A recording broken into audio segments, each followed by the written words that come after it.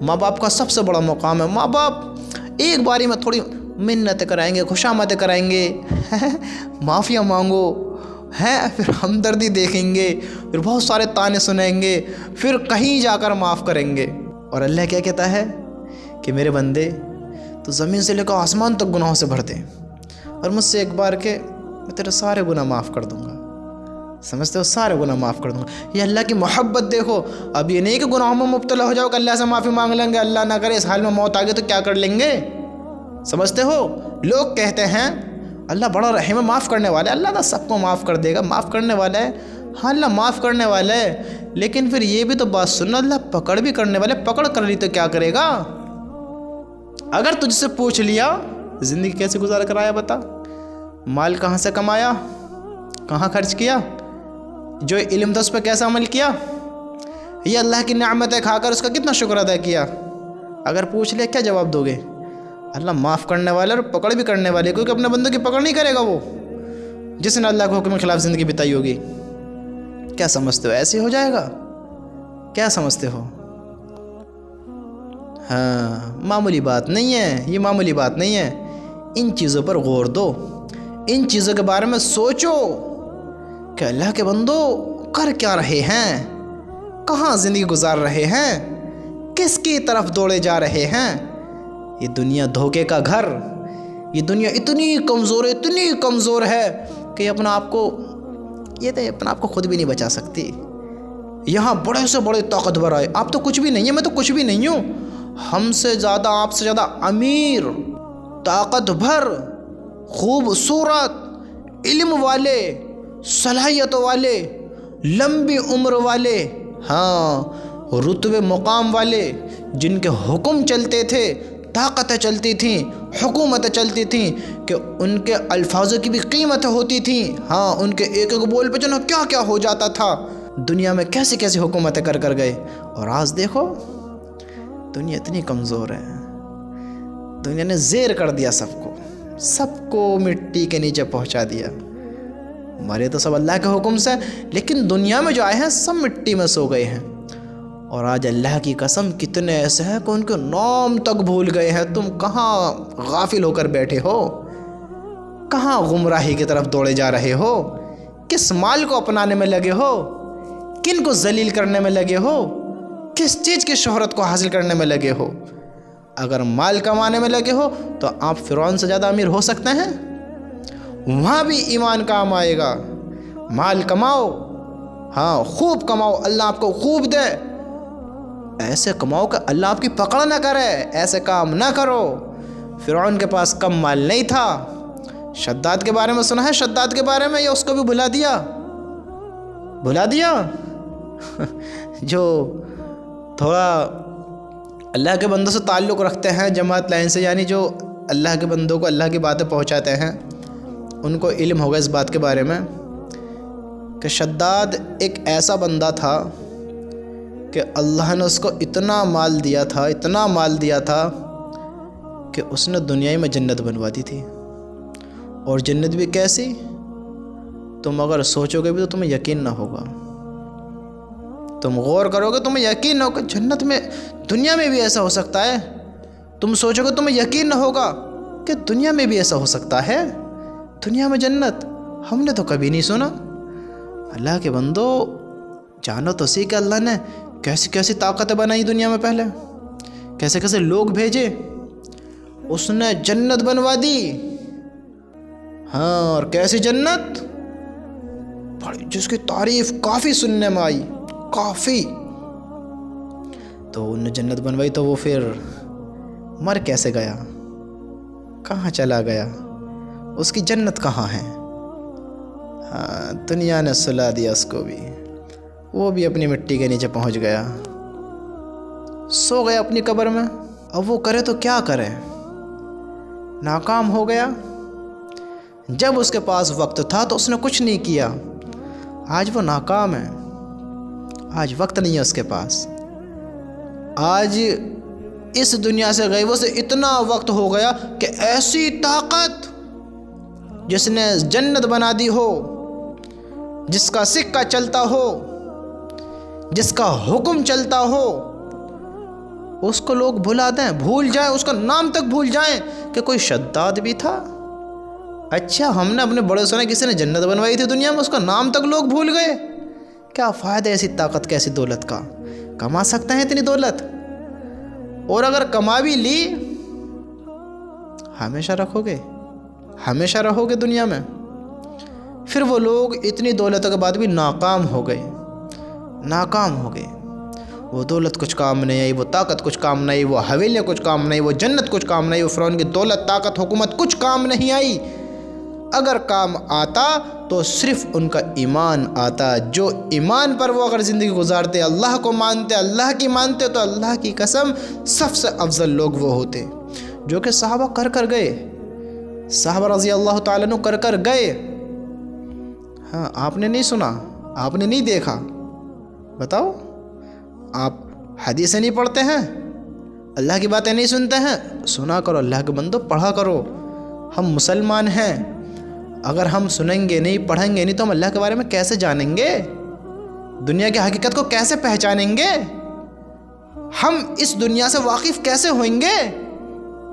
بتاؤ تو صحیح۔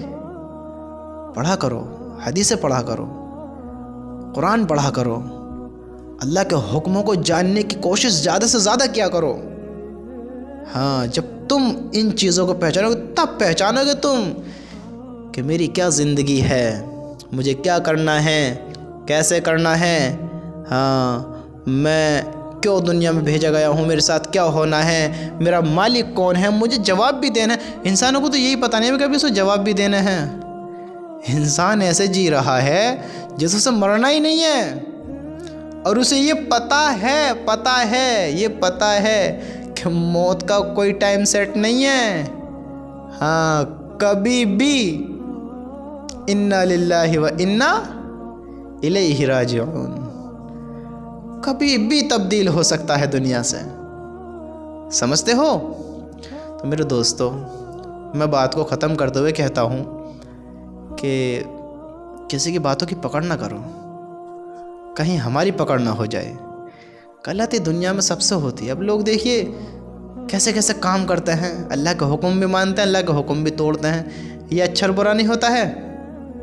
بتاؤ کہ کہا جا رہا ہے تم بہترین امت ہو، تم امر بالمعروف اور نہی عن المنکر کرتے ہو، اچھائی کو حکم کرتے ہو، برائی سے روکتے ہو۔ بھائی برائی کون کرتا ہے؟ انسان ہی تو کرتا ہے، تبھی تو روکتے ہیں۔ انسان سے ہو جاتی ہے تو اسے معاف کرنا سیکھو۔ کسی انسان کی برائی کو دیکھ کر اس سے نفرت نہ کرو، کیونکہ انسان وہ برا نہیں ہے، وہ برائی بری ہے۔ ہاں اگر برائی کو دیکھ کر نفرت کی جائے تو ہم اس قابل ہیں کہ اللہ ہم سے محبت کرے، اللہ ہماری طرف محبت سے دیکھے؟ ہیں ہم اس قابل؟ کتنے غلط کام کرتے ہیں، اللہ معاف کرے، کہ ہم سے کبھی کبھی نمازیں چھوٹ جاتی ہیں، کبھی کبھی تو ہم روزے بھی نہیں رکھتے، کبھی کبھی تو ہم زکوٰۃ بھی نہیں نکالتے، کبھی کبھی تو ہم اللہ کے بندوں کے دلوں کو بھی توڑتے ہیں، دلوں کو بھی دکھاتے ہیں، اللہ کے بندوں پر ظلم بھی کر دیتے ہیں۔ بتاؤ یہ اللہ کے بندے ہی کرتے ہیں نا یہ سب؟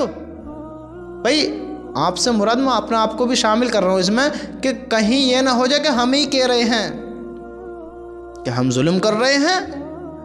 اللہ کے بندو، انسان کی فطرت ہے، اگر گناہ ہو جائے تو اللہ سے معافی مانگ لو۔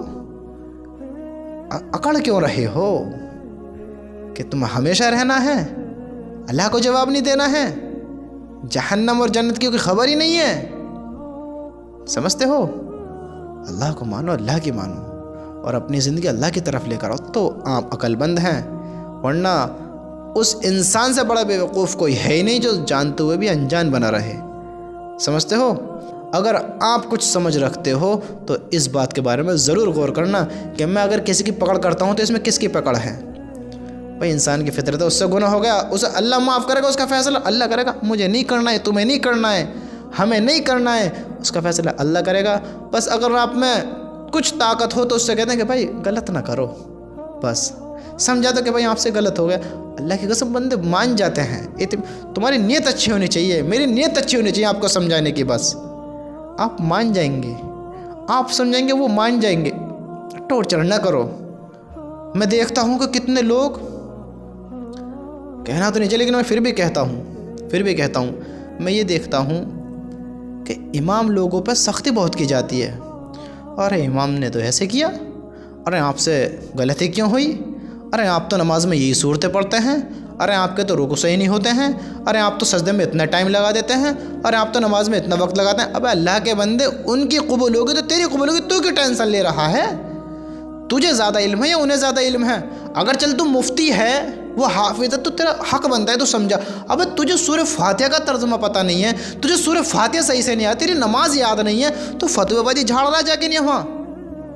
تو اس میں پکڑ کس کی ہوگی مجھے بتاؤ؟ یہاں دکھاوا ہو رہا ہے یا نہ ہو رہا ہے؟ اب میں ایک چھوٹی سی مثال دیتا ہوں، چھوٹی مثال جو آپ کو بھی سمجھ میں آ جائے.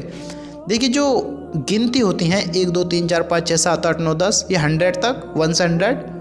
اب آپ کو 100 تک یاد نہیں ہے، آپ وہیں 30 40 تک یاد ہے آپ کو، اور آپ 60 65 میں میری غلطی نکال رہے ہیں. بھئی آپ کو تو حق ہی نہیں بنتا ہے مجھے بتانے کا. اگر آپ صحیح بھی ہیں تو بھی نہیں بتاؤ تم، کیونکہ تمہیں خود کنفرم نہیں ہے. تو اللہ کے بندو اماموں پہ زیادہ زیادتی نہ کرا کرو، ان کی پکڑ اتنی نہ کیا کرو. اگر آپ کو کوئی بات بری لگتی ہے کہ امام صاحب ہمیں تھوڑا یہ عجیب سا لگا، اگر آپ یہ کر لیں تو بڑا احسان ہوگا، طریقے سے سمجھا دو، عزت تھوڑی گھٹ جائے گی تمہاری. بتاؤ میری تھوڑی عزت گھٹ جائے گی. اللہ کا شکر اللہ نے مجھے جتنا علم دیا ہے، میں جس کو دیکھتا ہوں میں کہہ دیتا ہوں بھائی مانتا تو ٹھیک ہے نا، تو اللہ جانے تو جانے، دل میں کیوں برا مانوں بھائی، تو کر رہا کرتا رہے. اگر کوئی بندے کوئی جوا کھیل رہا ہے، میں جا کے ماروں ان کو، کہہ دیا بھائی غلط ہے یار مت کرا کرو، اللہ کا حکم نہیں، اللہ ناراض ہوتا ہے. سمجھ وہ بھی رکھتے ہیں، بے وقوف نہیں ہے وہ. روٹی کھاتے ہیں، کچھ اور نہیں کھاتے ہیں. مانتے ہو تو ٹھیک ہے، نہیں مانتے ہو حساب تمہیں دینا ہے، مجھے دینا ہے، کرو کیا کرتے ہو. اللہ کی رضا کے نہیں کہوں گا بس، زبردستی نہیں. زبردستی کہوں گا تو وہ تو ایمان کو بھی ایکسائٹ کرے گا، اللہ کو بھی ایکسائٹ کرے گا، اور مجھے بھی ایکسائٹ کرے گا. سمجھتے ہو؟ تبلیغ اتنی کرو جتنی تبلیغ کا حق ہے، بات اتنی بتاؤ جتنی نالج ہے. اوور نہیں، اوور تھنک کسی کے ساتھ کرو ہی مت. کوئی بات مانتے تو ٹھیک ہے، نہیں مانتے اس کا حال پہ چھوڑ کے آگے بڑھ جاؤ، زیادہ بڑے دیندار نہ بنو. سمجھتے ہو؟ ہاں، ہمارا اسلام بڑا پیارا مذہب ہے، اس میں کوئی زبردستی نہیں ہے، ڈنڈے پر کام نہیں ہوتا. یہاں اخلاص سے کام ہوتا ہے، محبت سے کام ہوتا ہے. اگر تم ڈنڈے کے زور پہ کرو گے، زبردستی کرو گے، یا اپنی وجہ سے ایسے کرو کہ اس میں تمہاری تعریف ہو، اللہ کی رضا نہ ہو، اپنے لیے کام کرو، اللہ قبول نہیں کرنے کا. تم رات دن ایک کر کے محنت کر لو، قبول نہیں ہے. پھر دکھاوا نہیں ہونا چاہیے، خالص اللہ کی رضا رکھو. ٹھیک ہے؟ ہاں، اللہ ہم سب کو ان باتوں پر عمل کی توفیق عطا فرمائے.